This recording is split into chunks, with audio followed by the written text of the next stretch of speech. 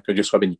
Voilà, je vais vous lire un verset dans la Bible, hein, et puis on va essayer de méditer un peu ce que Dieu a mis sur mon cœur. Je ne serai pas très long avec vous, parce que je sais que le temps nous est compté, surtout sur ces sites, mais je vais vous parler de tout mon cœur ce soir. On va lire un verset dans le premier livre de la Bible, Genèse, chapitre 18, et au verset 14. Excuse-moi, Mike, juste pour te dire, tu as tout le temps.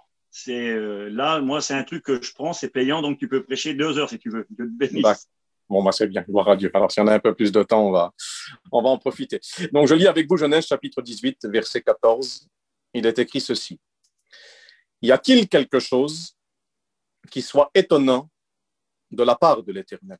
Et il y a un point d'interrogation. C'est une question qui nous est posée. Autrement dit, Dieu peut-il étonner nos vies? Le mot étonnant, c'est le mot admirable, stupéfiant, surprenant, merveilleux, ou bien encore sensationnel. Dieu est-il admirable? Est-il stupéfiant? Peut-il surprendre nos vies? Est-il un Dieu merveilleux ou bien encore sensationnel? Et j'ai noté Genèse chapitre 50, verset 20. Il est écrit, Dieu change le mal en bien. Ce que nous, on qualifie de défectueux, de défaitiste, ce que l'on pourrait qualifier de défaite, en réalité, Dieu peut en faire une victoire. Ce que l'on considère comme mal, Dieu peut le changer en bien, parce qu'il est un Dieu étonnant et un Dieu surprenant. Et j'ai noté ce petit témoignage, vous connaissez peut-être le témoignage d'une petite fille qui s'appelle Sabrina. Elle est âgée d'environ 15 ans, elle naîtra à Paris d'un père algérien. Et voici que cette petite, je regardais ce témoignage, ça m'a touché énormément. Cette petite fille va subir un traumatisme très important. À l'âge de 8 ans, elle est abandonnée par sa maman et puis elle est privée de l'amour maternel. Elle se livre à tout ce que le monde peut lui offrir en passant par la drogue, cocaïne, trafic d'armes à feu, trafic de faux billets, enfin tout ce que vous voulez. Et puis elle va même essayer à plusieurs reprises de se suicider. Elle va rentrer en maison, essayer de s'en sortir un peu par rapport à la drogue. Elle ne va pas réussir, cette petite fille. Et puis, à un moment donné, elle décide de mettre fin à ses jours. La vie ne lui a pas fait de cadeau, tout a été détruit, elle est au plus bas tombée, et vous allez comprendre où je vais en venir. Et puis, cette petite fille, voici qu'à un moment donné, elle se dit, je vais me tuer, je vais prendre une surdose de cocaïne. Elle effectue cette démarche, elle tombe dans un semi-coma, et puis quelques heures plus tard, elle se réveille. Alors, elle se dit, je sais, ce coup-là, je ne vais pas me louper, et je vais me faire une infiltration avec du chlore, avec de la javel à l'intérieur. Elle le mit à exécution, juste pour vous dire un peu, ne peut pas tomber plus bas que ça. Et puis, forcément, là, c'est le coma assuré, elle est hospitalisée, elle est branchée, intubée, enfin, une catastrophe. Et puis, le témoignage dit que l'une de ses camarades, une copine à elle, va venir la voir à l'hôpital. Elle est là en réanimation, et puis, elle va prier pour elle. Elle va demander à Dieu de faire quelque chose. Quelques mois plus tard, cette petite fille sortait du coma, elle refusait Dieu, elle n'en voulait pas. Et puis, à un moment donné, elle va parler avec sa copine, elle va lui dire, tu sais, quand tu étais dans le coma, moi j'étais près de toi, et j'ai prié pour toi, j'ai demandé à Dieu de faire quelque chose pour ta vie. Et puis cette petite fille ne voulait pas de Dieu, et puis à un moment donné, elle va prendre en considération les paroles que son ami lui avait témoignées avec un cœur vrai. Et puis le témoignage dit que cette petite fille va donner son cœur à Dieu. Elle va se convertir, elle va rencontrer le Seigneur, elle va être délivrée de toutes ces choses et elle va retrouver une vie normale. Ce jour-là va avoir lieu l'admirable, le stupéfiant, le sensationnel, le merveilleux, celui qui est étonnant. Il va étonner encore par ce témoignage une vie changée, transformée et cette petite fille retrouver une vie normale. Juste pour vous dire, on peut être au plus bas tombé, on peut connaître les plus grandes des misères, penser avoir touché le fond, penser que tout est terminé, penser qu'en réalité c'est une défaite. Ben, j'aimerais vous dire que pour Dieu, au contraire, ça peut devenir une victoire. Quand nous, on dit tout est terminé, Dieu dit non, c'est là que ça commence. Et je vais vous parler d'un homme dans la Bible, pour qui vous allez voir cet homme, on va faire le tour vite fait, et vous allez voir que cet homme a connu bien des moments difficiles, et pensait certainement lui aussi que tout était fini. Et je vais vous parler de l'apôtre Saint Jean. Vous connaissez Jean, il n'a pas toujours été un apôtre, on va faire le tour vite fait. Il a rencontré le Seigneur dans l'évangile de Marc, au chapitre 1er, verset 19. La Bible déclare qu'il est devenu un chrétien, un enfant de Dieu. Et quand on regarde dans l'évangile de Marc, au chapitre 3, verset 13, eh ben, il est écrit que le Christ va choisir 12 hommes pour être toujours avec eux. Il va choisir 12 hommes à qui il allait confier un ministère, ils allaient devenir des apôtres, des serviteurs de Dieu, allaient prêcher l'évangile, allaient imposer les mains aux malades, allaient guérir les malades. Et voici que parmi ces 12 hommes, donc il y avait Pierre, Jean, Jacques, André, Philippe, Thomas, Barthélemy, Matthieu, Jacques, fils d'Alphée, Simon le Zélote, Jude, fils de Jacques, et Judas Iscariote. Donc 12 hommes. Et parmi ces 12 hommes se trouve l'apôtre Saint Jean. Donc voici que cet homme est devenu un chrétien, il est devenu un serviteur de Dieu. Donc c'est un homme de Dieu exceptionnel. Il va connaître des moments particuliers puisqu'il va faire partie du cercle intime du Seigneur. Il va connaître des moments dans sa vie, cet homme-là, que les autres n'avaient pas forcément le privilège de vivre. J'ai noté quelques références vite fait. Je pense également à Gethsémané, Matthieu chapitre 26, verset 36. Il est écrit que Jésus est en train d'accomplir le salut de l'humanité. Voici que les grumeaux vont commencer à couler sur son front. La sueur se change en grumeaux de sang. Le diable joue ses cartes pour arrêter le Christ. Et qui est au premier loge et assiste à cette scène? Eh bien, il est écrit qu'il y avait Pierre, Jacques et Jean. Jean est là et voit cette scène d'une gloire exceptionnelle. Il est écrit également, Matthieu chapitre 17, la transfiguration. Je ne vais pas passer outre, juste pour vous dire qui était Jean. À la transfiguration, Jésus est sur une haute montagne. Il est transfiguré. Ça veut dire qu'il est changé en un instant, en un clin d'œil. Son visage rayonne comme le soleil. Ses vêtements deviennent d'une blancheur exceptionnelle. Apparaît Moïse, apparaît Élie, dans la gloire de Dieu, ce qui nous représente en tout point l'enlèvement de l'Église d'un Thessaloniciens 4,16. Il est écrit, à la voix d'un archange au son de la trompette de Dieu, les morts en Christ ressusciteront premièrement, semblable à Moïse qui était vivant ce jour-là. Et ensuite, nous les vivants qui serons restés, nous partirons à la rencontre de Jésus dans les airs, semblable à Élie qui a été enlevé de son vivant sans connaître la mort sur la terre. Donc juste pour vous dire un peu quelle est la scène spectaculaire que Jean est celui à laquelle il va insister. Donc vraiment des moments particuliers. On pourrait parler également de la fille de Jairus, Luc 8, 42. Il est écrit que sa fille va mourir, elle a 12 ans. Et Jésus va la ressusciter d'entre les morts. Et qui est là? Eh bien, Jean est encore là. Il est au premier loge. Donc, Jean avait vraiment cette intimité exceptionnelle avec Jésus.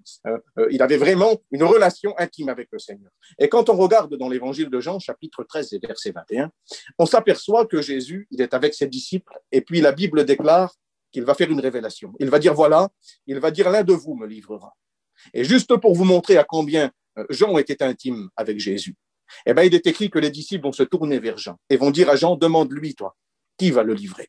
Donc, voyez, juste pour vous dire, c'était exceptionnel. Il était le disciple que Jésus aimait. Il avait dormi sur sa poitrine, avait écouté son cœur battre. Enfin, vraiment, un homme exceptionnel. Et puis, quand on s'aperçoit la vie de Jean, donc tout homme de Dieu qu'il était, quand on lit dans Apocalypse chapitre 1er, verset 9, voici que bien des années se sont écoulées. Nous sommes en l'an 95, l'empereur Domitien est celui qui domine sur la plus grande puissance mondiale de l'époque. C'est l'Empire de Rome. Et puis voici que donc cet apôtre a vieilli, bien des années se sont écoulées, il est âgé maintenant de 80 ans. On est ensemble et on va essayer de comprendre. Il est âgé de 80 ans. Il parcourt les églises de l'Asie mineure, de la Turquie actuelle, avec un zèle exceptionnel. Il annonce la parole de Dieu, rien ne l'arrête, avec un cœur pour Dieu, et puis son but est de sauver les âmes. Mais voici qu'à cette époque-là, l'empereur Domitien, la plus grande puissance mondiale de l'époque, va décider d'aller arrêter cet homme-là. Les églises avaient l'immense privilège de profiter du dernier prophète du Nouveau Testament. Mais voici que donc cet homme va décider d'aller arrêter Jean et de le mettre hors d'état de nuire, afin qu'il ne proclame plus la parole du Seigneur Jésus. Donc ce monsieur de 80 ans, avec un zèle exceptionnel et un cœur comme ça pour Dieu, se voit venir arrêter par la plus grande puissance mondiale et le plus grand empire de l'époque. Ils vont venir arrêter cet homme-là. Voici qu'il va être enchaîné, il va être incarcéré, jeté dans un bateau, direction l'île de Patmos. Certainement que ce monsieur se demande ce qui lui arrive. Il prêche la parole de Dieu, il annonce l'Écriture, c'est un serviteur de Dieu, il a un cœur, je me répète, comme ça pour Dieu. Il parcourt les églises, rien ne l'arrête, son but est de sauver les âmes. Et puis voici que donc cet empereur va venir l'arrêter. Il est jeté sur un bateau, certainement avec d'autres prisonniers, se demande-t-il où va-t-il? Et puis on lui répond, on va direction Patmos. Il est enchaîné, ce monsieur. Et j'ai noté l'île de Patmos, qu'est-ce que ça veut dire? Ça veut dire l'île de l'oubli. Ça veut dire encore l'île du désespoir. Elle est connue également sur le nom de l'île du diable. Ça vous est déjà-t-il arrivé, je vous pose la question avec vérité, de vous sentir dans l'oubli, dans le désespoir, d'être dans votre petit Patmos spirituel? Le mot désespoir, ça veut dire abattement total, détresse, affliction, découragement, ou bien encore angoisse. Ce jour-là, voici que Jean est exilé sur l'île de Patmos. Ça veut dire malheur qui frappe et qu'il faut surmonter. Il est dans l'île du désespoir, dans l'abattement, dans le découragement, dans l'angoisse et dans la détresse. Il est loin de sa famille et loin de ceux qu'il aime. C'est vraiment quelque chose de très difficile. Il est au plus bas tombé avec des prisonniers. À l'époque, cette île servait de prison donc pour la ville de Rome. Et généralement, on était condamné à y mourir. Jean mourira bien plus tard. J'ai noté ébouillanté dans un bain d'huile à Éphèse. Mais juste pour vous dire, quand lui est exilé sur cette île-là, eh ben, il pense certainement qu'il va y mourir. Il pense certainement que sa vie va s'arrêter là. Et c'est une épreuve difficile qui va venir le frapper.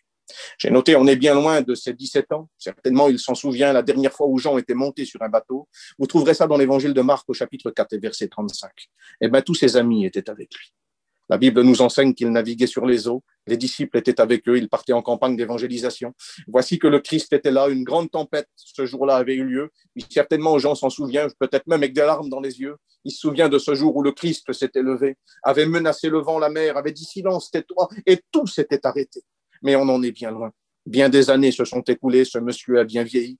Aujourd'hui, il est âgé de 80 ans, direction une île qu'il ne connaît pas, avec des meurtriers, dans le désespoir, dans l'oubli, dans l'angoisse et dans le tourment le plus complet. C'est vraiment une épreuve difficile qui va venir frapper la vie de cet homme. Et vous savez ce que je crois? Moi, je crois qu'il pense, cet homme-là, qu'il va mourir. Il pense que tout est terminé. Il est au plus bas tombé, un peu comme la jeune Sabrina, témoignage que nous avons écouté tout à l'heure, plongé dans l'alcool, dans l'héroïne, la cocaïne, tentative de suicide, infiltration de Djabel. C'est terminé, c'est fini. Il n'y a plus d'espoir, il n'y a plus rien à en tirer. Une situation chaotique, défectueuse. J'aimerais vous rappeler ceci. On l'a lu au commencement d'Écriture. Avec Dieu, rien n'est impossible.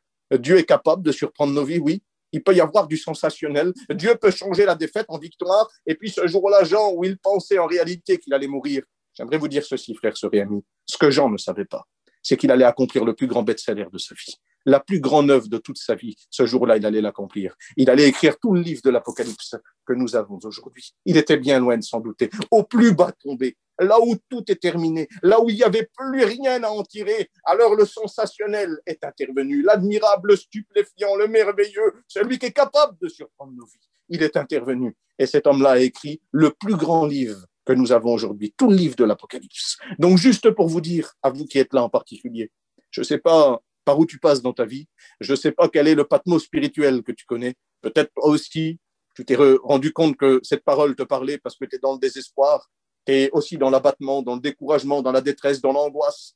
J'aimerais te dire ceci, Dieu est capable d'accomplir des choses avec toi, mon frère, ma sœur, que tu ne soupçonnes même pas une seule seconde. Et si on te les racontait, tu n'y croirais même pas. Dieu est capable d'accomplir des œuvres extraordinaires au plus bas tombé de notre vie. Avec Dieu, c'est jamais terminé.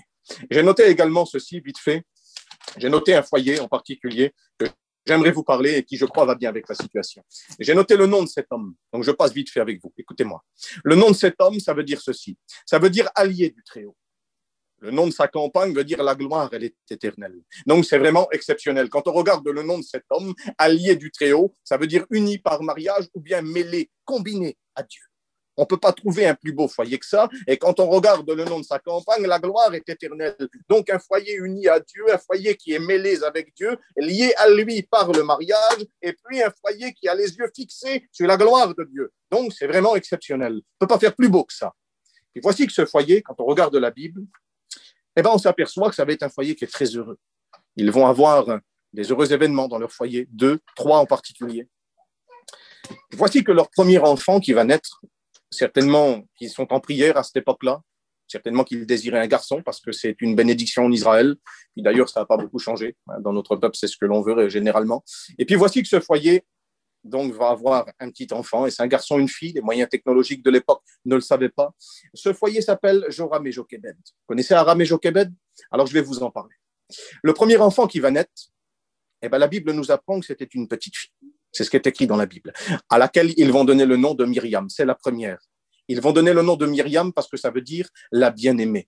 Vous savez, on a tous connu ce moment particulier dans notre vie, ce qui a fait de nous des hommes ou alors des femmes de devenir papa, une lourde responsabilité. Le premier enfant venait au monde et puis tout notre amour était concentré sur le petit là, et puis ça faisait de nous un homme ou alors une femme, c'était exceptionnel. Ça nous faisait mûrir et puis vieillir à grands pas. Parce qu'une grande responsabilité est la nôtre, on devait s'occuper d'un petit enfant, d'une vie qui venait de venir au monde. Eh bien, c'est le cas pour ce foyer. Aram et Jochebed. Voici que leur premier enfant vient au monde, et c'est Myriam. Alors, c'est beau, la bien-aimée, toute leur intention sur leur petit enfant. Et puis, voici quelques années vont s'écouler, et ils vont en avoir un deuxième. Alors, est-ce un garçon, est-ce une fille? La prière est là, forcément. On a déjà une fille, on veut un garçon. Et puis, surprise, le petit enfant vient au monde. Et puis, quand le petit enfant vient au monde, eh bien, ce fut un garçon. Et ils vont l'appeler du nom de Araon. Araon, ça veut dire celui qui vient après. Donc, Myriam est bien l'aînée. La première, c'est Myriam, le deuxième, c'est Araon. Et puis, on est dans le plus beau des mondes. Un foyer heureux, un foyer comblé, un foyer qui a 2 beaux enfants en parfaite santé, un foyer qui est allié à Dieu, qui est uni à Dieu par le mariage, qui est combiné avec Dieu, qui a les regards fixés sur la gloire de Dieu exceptionnelle. On ne peut pas trouver un plus beau foyer que ça. Et puis, il est écrit dans le livre de l'Exode dans les premiers versets, nous allons lire les premiers versets dans la Bible. Quand on lit Exode chapitre 1er et au verset 15, eh bien, il est écrit qu'il va se passer quelque chose de particulier. La Bible déclare qu'il va se lever sur l'Égypte un nouveau roi. Et puis, voici que ce roi va réaliser quelque chose. Il va réaliser que le peuple hébreu était bien trop nombreux. Alors, il va se dire, voici que si on le laisse s'agrandir ainsi, ils vont pouvoir se lier à nos ennemis et en cas de guerre, ils pourraient nous détruire. Alors, voici ce que nous allons faire. Il est écrit que le roi va se rendre chez les femmes de l'époque et il va leur dire, voilà, quand les enfants viendront au monde, eh ben, si c'est un garçon, vous le tuerez, si c'est une fille, vous la laisserez vivre. Et voici que forcément les femmes vont désobéir parce qu'ils craignaient l'ordre de Dieu. Et puis la Bible déclare que le roi va se rendre compte que les femmes s'avaient moqué de lui et que le peuple s'agrandissait encore de plus en plus. Je vous coupe bien des détails. Et puis il va se mettre dans une grande colère. Mais quand il va se mettre en colère, il va prendre une décision. La Bible déclare qu'il va prendre la décision de prendre les enfants et de les jeter dans le fleuve et de les tuer, de les mettre à mort. Il va y avoir un véritable massacre parmi les enfants et parmi les nouveau-nés.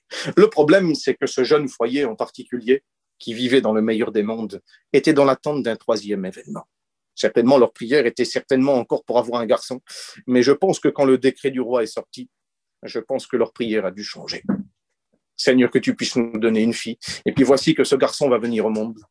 Et puis vous l'avez compris, c'était un petit garçon auquel ils vont donner le nom de Moïse. Et je vais vous montrer à travers cette histoire qu'au plus bas tombé, dans la plus grande des difficultés, où on est dans le plus grand des gouffres, où on pense que vraiment tout est perdu, je vais vous montrer que Dieu est un Dieu exceptionnel, que Dieu est un Dieu surprenant. Oui, pour répondre à ce verset, y a-t-il quelque chose qui soit étonnant de la part de l'Éternel? Eh bien, moi, je mets oui, parce que Dieu peut surprendre nos vies. Dieu est un Dieu étonnant et il peut t'étonner à toi qui écoutes ce message. J'ai noté ceci, écoutez bien. J'ai noté à cette époque-là, quand cet enfant vient au monde, le problème, le décret du roi est là. Alors, la maman va le cacher pendant 3 mois, déclare l'Écriture. Et puis, à un moment donné, elle se rend à l'évidence. Elle ne peut plus le cacher. À un moment donné, il faut s'en séparer. Alors, j'aimerais vous faire comprendre quelque chose parce que je sais qu'il y a des mères de famille qui m'écoutent là. Je sais qu'il y a des pères de famille aussi. Et j'aimerais que vous réalisiez un peu ce verset de la Bible. Plusieurs me citeront le verset de l'Épître aux Hébreux où la maman s'est séparée de son fils parce qu'elle ne craignait pas l'ordre du roi et puis que c'était par la foi qu'elle le fit. Oui, peut-être, je veux bien vous accorder qu'elle avait certainement une grande foi, cette femme-là. Mais moi, je vais réellement vous dire mon ressenti et comment cette scène pour moi s'est passée. Ce jour-là, quand les petits enfants, excusez-moi l'expression, flottent sur le Nil, une scène cauchemardesque parmi le cadavre des enfants, des animaux certainement qui les dévoraient, et puis vraiment une scène horrible. Considérer le Nil comme un dieu, c'était comme ça qu'on le considérait à l'époque. Tous les petits enfants ont été massacrés, les gens hurlent, poussent des cris devant la perte de ceux qu'ils aiment. Et puis, à un moment donné, ce petit foyer est là. La Bible déclare qu'il était beau de figure. Je pense à cette maman qui devait dire à son mari, t'as vu la beauté du petit? Regarde la bonté qu'il est, le même yeux que toi. On le dit chez nous, ça. Hein. T'as vu, il est bon le petit, regarde la bonté qu'il est. Ben, certainement qu'il faisait pareil. Puis à un moment donné, la maman, elle se dit, écoute, mon homme, le petit, on ne peut plus le garder. Qu'est-ce que tu dis, mon homme? Comment on ne peut plus le garder? On ne peut plus le garder, mon homme. Qu'on s'en sépare. On va se séparer du petit. Écoute, je ne peux pas le guetter mourir devant moi. Il faut qu'on se sépare du petit. Alors, on va le mettre dans l'eau, puis on va le laisser partir. Alors, la Bible déclare qu'elle va prendre un petit panier, elle va mettre son petit enfant à l'intérieur. Puis elle va descendre, commencer à descendre dans l'eau. Puis elle va pousser le petit panier là. J'aurais voulu, excusez-moi, je vous dis ceci, mais j'aurais voulu voir la maman capable de faire ça. Vous savez, même si on a une foi exceptionnelle, même si on a une foi à déplacer des montagnes, même si on a un cœur comme ça pour Dieu, allez mettre votre petit enfant dans une caisse dans l'eau, vous, et allez pousser la caisse. Hein. Je vous dis franchement, ça a dû être quelque chose d'important. Ce petit foyer est là, je pense que c'est avec des larmes, beaucoup de souffrances qu'ils le font. On ne peut pas trouver une plus grande souffrance que ça. On est au plus bas tombé. Elle prend son petit bébé, son petit enfant, elle le met dans la petite caisse, là, puis elle pousse dans l'eau, son cœur se déchire, son cœur s'arrache, elle part certainement en pleurant chez elle. Et le problème, il y a Myriam qui est là, la sœur, la première-née. Selon les plus grands théologiens, elle a entre 12 et 14 ans, la petite. Là. Et puis, quand elle voit ça, c'est son petit frère, elle voit son petit frère partir dans l'eau sur le panier, là. C'est un problème. Alors, elle suit le petit panier. Puis, à un moment donné, vous connaissez l'histoire. La Bible déclare que le petit enfant était protégé. Il arrive devant la fille de Pharaon va le récupérer. Puis, la petite fille, elle est là, elle voit cette scène-là. La fille est là, elle est là au premier loge. Puis, à un moment donné, quand la fille de Pharaon va récupérer l'enfant, elle voit la petite qui est là. Elle va dire, viens voir, toi.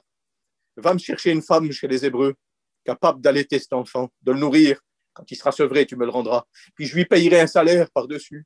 Alors la petite fille, là, elle rentre chez elle, elle va chez sa mère. Sa mère, certainement, en train de pleurer, en train de se lamenter avec son mari. Je ne prends pas compte, le petit, mon homme, on a perdu le petit, on l'a mis dans l'eau. Il est mort, le petit, il va se noyer. Ils vont le manger, les animaux, là. Comment que ça va faire? Son cœur est déchiré, puis la petite fille, elle arrive. Quand elle arrive, maman, laisse-moi, ma petite, qu'est-ce qu'il y a? Le petit frère, oui, il est quoi? Il est mort, le petit frère. Mais non, ma mère, écoute-moi, ma mère. Qu'est-ce qu'il y a, ma petite? Comment le petit frère? Qu'est-ce qu'il a, le petit? Bah, tu sais, la fille de Pharaon, elle l'a récupéré. Comment elle l'a récupéré? Puis elle m'a demandé, ma mère, d'aller chercher une femme pour s'en occuper, pour la nourrir. Elle va lui payer un salaire par-dessus. J'ai pensé à toi, ma mère. Vous savez, je vous dis ceci. La maman, ce jour-là, pensait que tout était fini, pensait qu'elle allait perdre son petit enfant et s'en sépare, le cœur se brise, il se déchire, le foyer est détruit en quelques secondes. Mais ce qu'elle ne savait pas, cette femme, c'est qu'en réalité, dans ce panier, il n'y avait pas que Moïse, il n'y avait pas que son enfant. Avec lui se trouvaient les captifs de la loi, Genèse, Exode, Lévitique, Nombre et Deutéronome, parce qu'il allait en devenir le futur écrivain. Ce qu'elle ne savait pas, c'est que dans le panier avec cet enfant se trouvaient les 10 commandements, parce que plus grand, il allait les recevoir de la part de Dieu. Ce qu'elle ne le savait pas, c'est qu'un jour, son enfant était un grand libérateur et allait libérer des centaines de millions de personnes. Ce qu'elle ne savait pas, c'est qu'un jour, ce jeune enfant appelé Moïse n'était pas destiné à mourir dans l'eau, mais en réalité, Dieu allait faire quelque chose d'exceptionnel. Un jour, son enfant se présenterait au désert de Mara, devant une source d'eau amère qui était pas bon, qui était inconsommable, et à travers son bâton, à travers un bout de bois, il allait frapper l'eau de Mara, et puis de la mer allait en sortir du doux, du mauvais allait en sortir du bon. C'est exactement ce que Dieu a fait dans nos vies. Autrefois, notre vie, elle n'était pas bonne, elle était comme l'eau de Mara, elle était amère, elle était inconsommable, mais Dieu est intervenu de façon spectaculaire comme Moïse, à travers le bois, à travers le bâton de la croix. Il est venu frapper nos vies, et à travers le mauvais, on est sorti du bon, et de la mer, on est sorti du tout. C'est exactement le miracle que Dieu a fait dans nos vies. Elle était bien loin de se douter de ces choses. Vous savez, elle qui avait remis son foyer dans les mains de Dieu, qui avait eu 3 enfants. J'ai noté ceci, moi. J'ai noté que sont devenus ces 3 enfants. J'ai noté Aaron, il est devenu le souverain sacrificateur de la nation d'Israël. Et j'ai noté sa fille Myriam, la première-née, elle est devenue prophétesse et joue des cantiques dans l'orchestre de Dieu. Imaginez-vous, exceptionnel. Et j'ai noté Moïse, il est devenu un grand libérateur. Juste pour vous dire, quand on croit que tout est terminé, quand on croit que tout est fini, quand on croit que tout est fini, qu'il n'y a plus rien à en tirer, c'est une défaite, c'est terminé, c'est fini, on ne s'en sortira plus. J'aimerais vous dire ceci, laissons Dieu étonner nos vies.